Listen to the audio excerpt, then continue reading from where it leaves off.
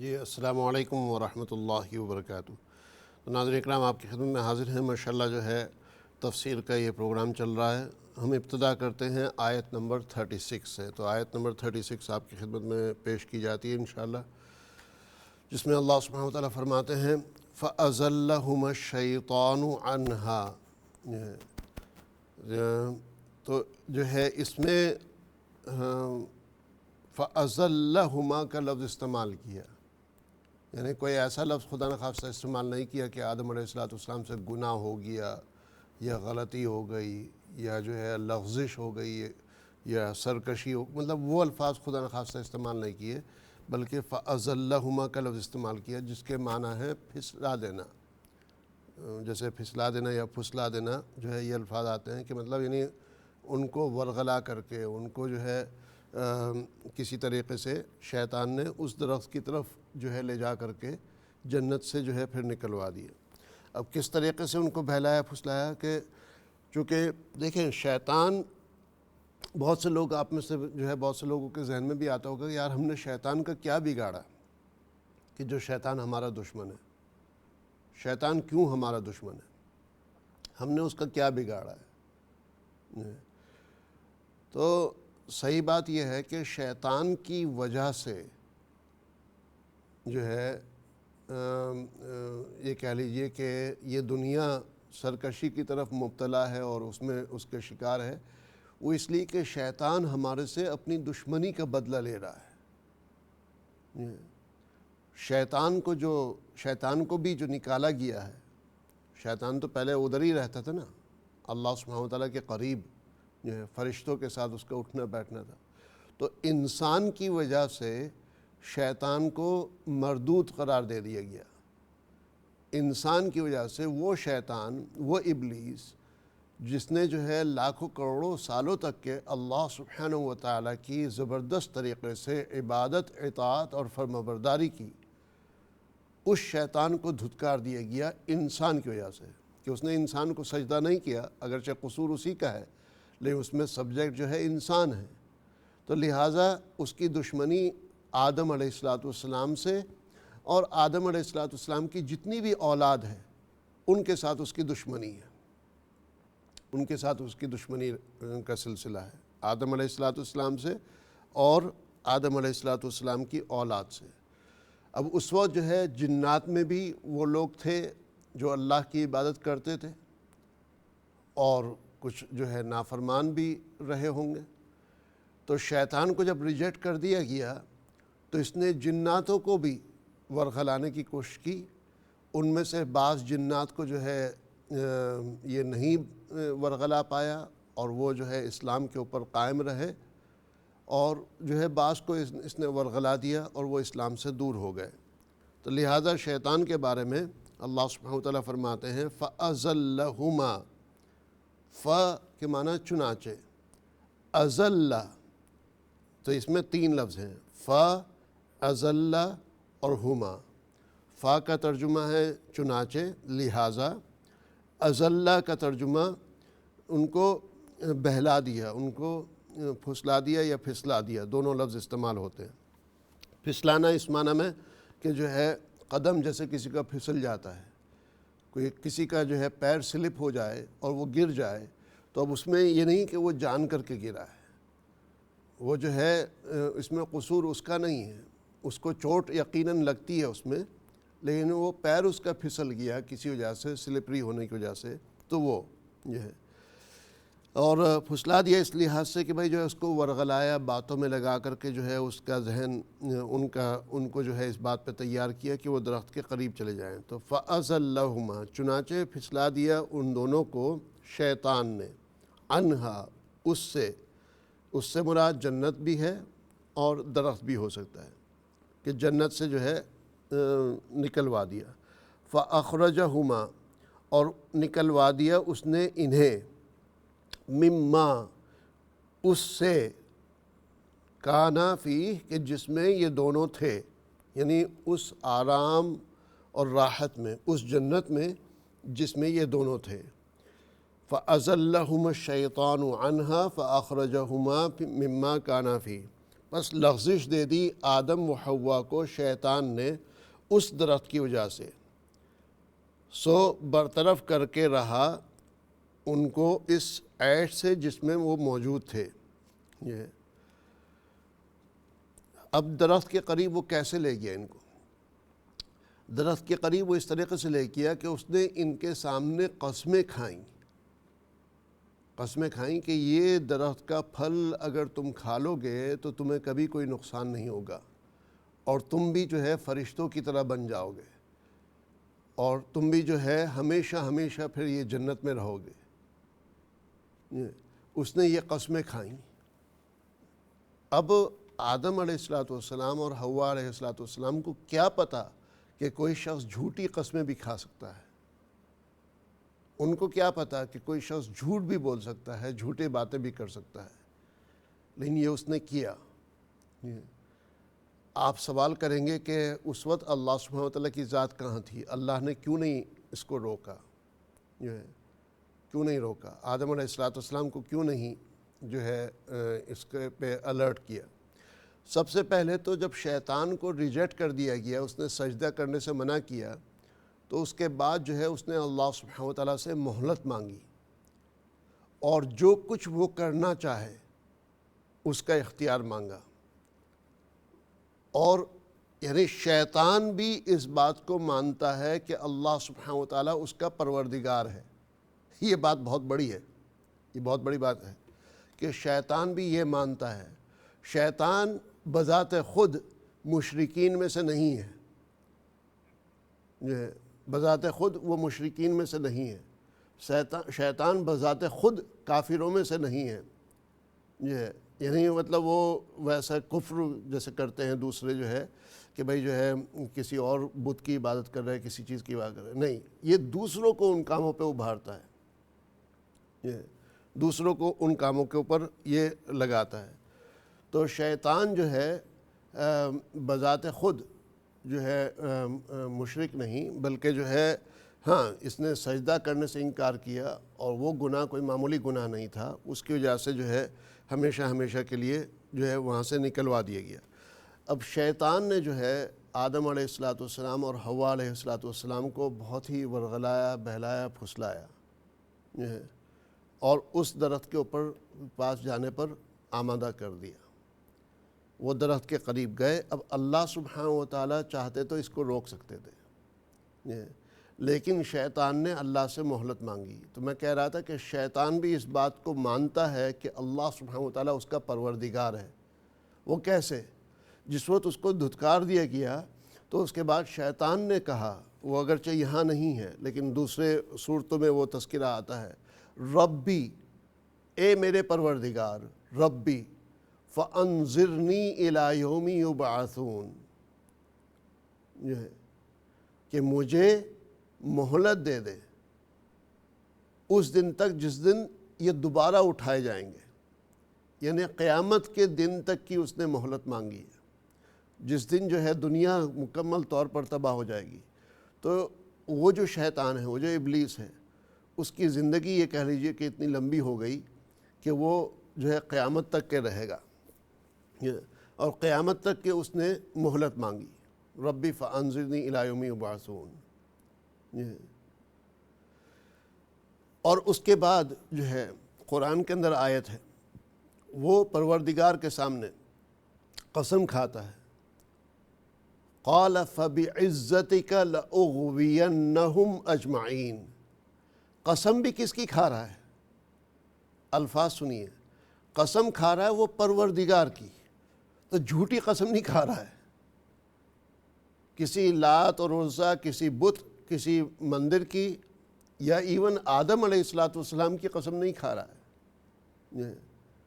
حالانکہ اس وقت جو ہے اللہ کے سامنے، فرشتوں کے سامنے جو شخصیت موجود تھی، سب سے مکرم، سب سے معزز، سب سے جو ہے بہترین شخصیت اس وقت جو اس دربار اور مجلس کا حصہ تھی، وہ آدم علیہ السلام تھے، ایک نبی رحمت اس وقت کے، تو ان کی قسم نہیں کھائی، قسم کھا رہا ہے قال فبعزتک، آپ کی عزت کی قسم،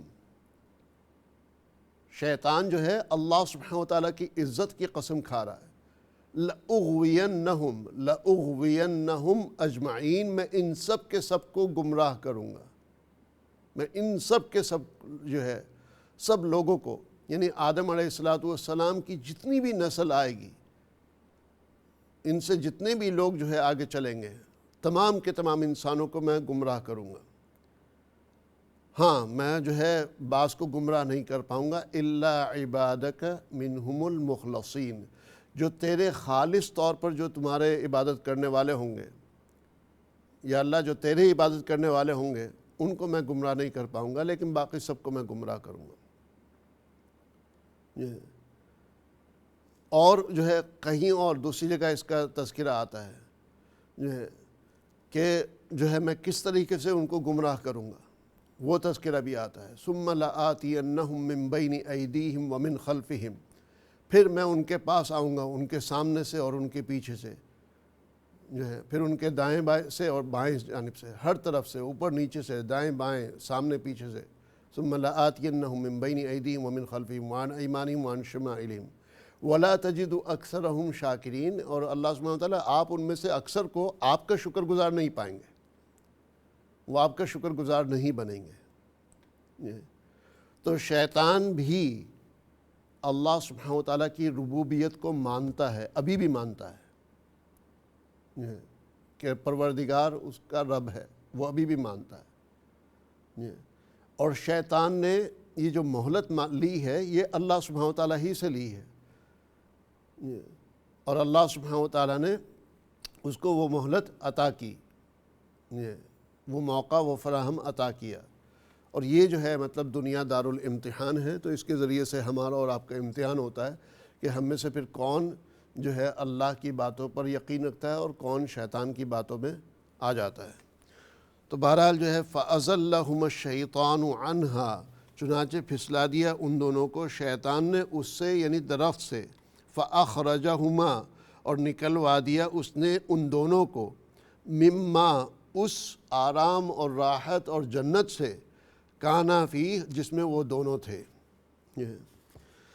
اس کے بعد اگلا حصہ اس آیت کا، آیت کے دو ٹکڑے ہیں، اس کا ٹائٹل ہے جنت سے زمین میں، کہ جنت سے زمین میں جو اتارے گئے اس کا تذکرہ۔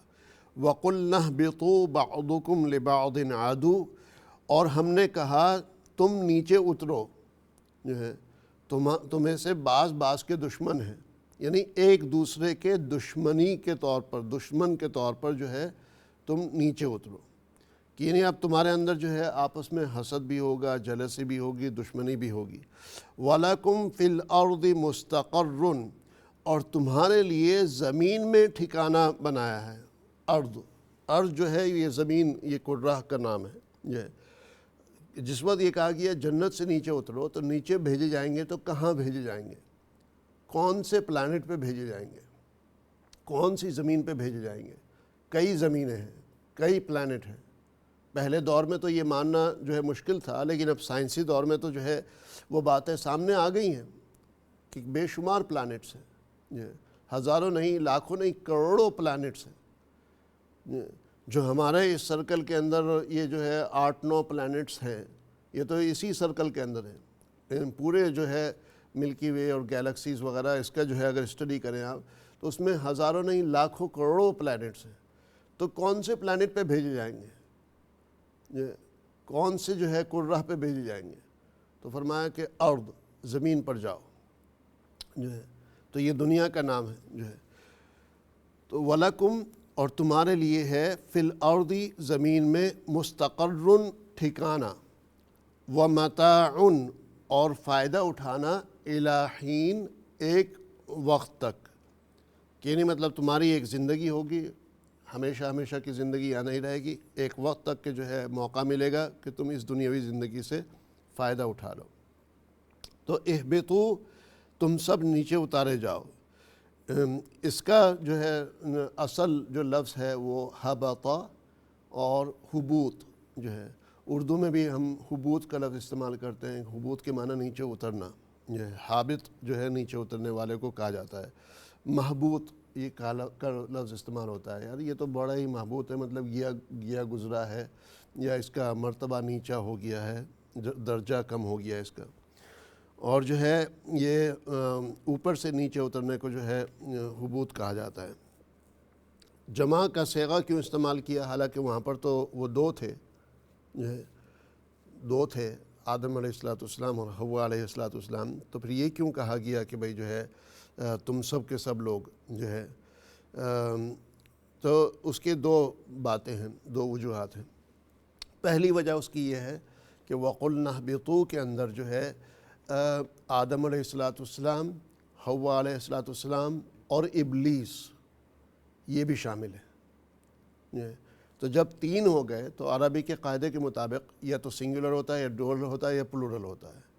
تو تین ہو گئے تو تین کا لفظ استعمال ہوگا، اور یہ جو ہے زیادہ بہتر سمجھ میں آنے والی بات ہے. چونکہ جو ہے یہ تینوں وہاں پر موجود تھے تو ان تینوں کو کہا گیا. اور اہبتوں سے بعض نے مراد لیا ہے کہ آدم علیہ السلام اور حوا علیہ السلام اور ان کی نسلیں، جو نسلیں آنے والی ہیں ساری، وہ اس میں مراد ہیں. اس لیے جو ہے جمع کا صیغہ، جمع کا جملہ استعمال کیا بجائے ڈوول کے، دو لوگوں کے بات کرنے کے. جیسے فَكُلَا مِنْهَا، تم دونوں کھاؤ اس میں سے. حَيْثُمَا مِمَّا كَانَ فِي، یہ مطلب یہ الفاظ جو ہے ڈوول والے استعمال کیے جو ہے. کانا فی جو ہے فَأَزَلَّهُمَا جو ہے، تو وَلَا تَقْرَبَا تو ڈوول والے الفاظ استعمال ہو رہے ہیں سارے. کیوں؟ اس لیے کہ وہاں پر اس کا سبجیکٹ میٹر جو ہے وہ آدم علیہ السلام اور حوا علیہ السلام ہے. لیکن زمین پہ اتارے جانے کی بات کہ مطلب اب ان دونوں سے جو آگے نسلیں چلیں گی ان کو بھی نیچے اترنا ہے جو ہے. یا اور پریکٹیکلی اگر دیکھیں تو جو ہے تم سب کے سب زمین پر اترو، یعنی اس سے آدم علیہ السلام، حوا علیہ السلام اور ابلیس جو ہے ملعون وہ بھی شامل ہے. تو وَقُلْنَا اهْبِطُوا، ہم نے کہا تم نیچے اترو. بَعْضُكُمْ لِبَعْضٍ عَدُوٌّ، ایک دوسرے کے دشمن بن کے. وَلَكُمْ فِي الْأَرْضِ مُسْتَقَرٌّ، اب بَعْضُكُمْ لِبَعْضٍ عَدُوٌّ اس کا کیا مطلب ہے؟ یعنی ٹھیک ہے زمین پہ اتارا جا رہا ہے تو بَعْضُكُمْ لِبَعْضٍ عَدُوٌّ، اس کا مطلب یہ تو نہیں کہ آدم علیہ السلام حوا علیہ السلام کے دشمن اور حوا علیہ السلام آدم علیہ السلام کے دشمن، وہ بات تو نہیں ہے. تو اس سے جو ہے اس جملے سے اس بات کو تائید ملتی ہے، اس کو سپورٹ ملتا ہے جو میں کہہ رہا ہوں کہ بھئی اہبتو سے مراد جو ہے آدم علیہ السلام، حوا علیہ السلام اور شیطان ابلیس یہ ہے کہ جو ہے بعضکم لبعض عدو، کہ تم میں سے بعض جو ہے بعض کے دشمن ہیں. یعنی شیطان انسان کا دشمن ہے اور انسان شیطان کا دشمن ہے. تو ہم بھی یہ کہہ لیجئے کہ ہم کوئی شیطان کے خیر خواہ نہیں ہیں، شیطان کے خیر خواہ ہم بھی نہیں ہیں. یہ نہیں ہے کہ میں یہ کہہ سکتا ہوں کہ کوئی اگر خدا نخواستہ کوئی کافر ہے، کوئی مشرک ہے، تو اس کے خیر خواہ ہم بن سکتے ہیں کہ یا اللہ اس کو رشد و ہدایت مل جائے، یہ صحیح ہو جائے. اس حد تک کے خیر خواہی کہ وہ مسلمان ہو جائے یا اس کو سیدھا راستہ پتہ چل جائے یا ہدایت کا راستہ پتہ چل جائے، وہ خیر خواہی جو ہے وہ تو جو ہے مطلب قبول ہے. لیکن شیطان کے بارے میں قرآن نے کئی جگہ فرما دیا صاف کہ تمہارا وہ دشمن ہے. اِنَّهُ لَكُمْ عَدُوٌّ مُبِينٌ، تمہارا وہ کھلا دشمن ہے. تو جو ہے شیطان ہمارا دشمن ہے اور ہماری بھی اس کے ساتھ دشمنی ہے، تو ہم ایک دوسرے کے دشمن ہیں. تو یہ نہیں کہا کہ جو ہے انسان کا دشمن ہے، کہ آدم علیہ السلام اور حوا علیہ السلام ایک دوسرے کے دشمن بن کے جو ہے رہیں گے، یہ انسان میں سے ہر ایک جو ہے کسی اور کا دشمن بن کے رہے گا. نہیں، بلکہ یہ دشمنی ابلیس اور ان دونوں کے درمیان کی بات ہو رہی ہے، اور پھر ان کی نسلوں. اب ابلیس کے کہنے میں جو آ جائے گا انسانوں میں سے تو وہ ابلیس کا ساتھی بن جائے گا، لہٰذا جو اچھے لوگ ہیں ان کا وہ پھر انسانوں میں سے دشمن بنتا جائے گا. تو انسانوں میں آپس میں دشمنی جو چلے گی وہ ابلیس کی وجہ سے، وہ شیطان کی وجہ سے۔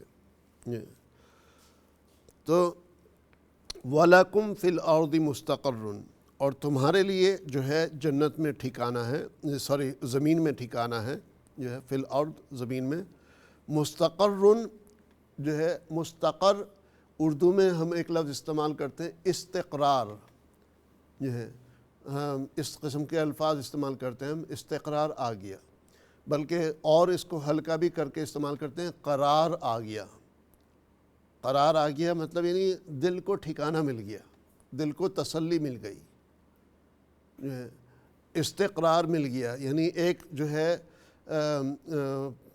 سیٹلمنٹ کی جگہ مل گئی، سیٹل ہونے کا کوئی پوائنٹ مل گیا، چاہے وہ سیٹلمنٹ جو ہے گفتگو اور جھگڑے کا سیٹلمنٹ ہو باتوں کے لحاظ سے کہ بھئی فلاں پوائنٹ پہ ہم سیٹلمنٹ ہو جاتے ہیں، یا یہ کہ جو ہے کوئی رہنے کے لحاظ سے ہو، کوئی کاروبار کے لحاظ سے ہو، جو بھی۔ تو استقرار کا لفظ اردو میں استعمال ہوتا ہے، اور اس سے یہ جو استقرار بنا ہے یہ قرار سے بنا ہے۔ اب اس میں بھی دیکھیں آپ، الف سین تا، استقرار، الف سین تا اضافہ کیا گیا۔ قرار کے معنی رہنا، اور استقرار کے معنی رہنے کی کوشش کرنا۔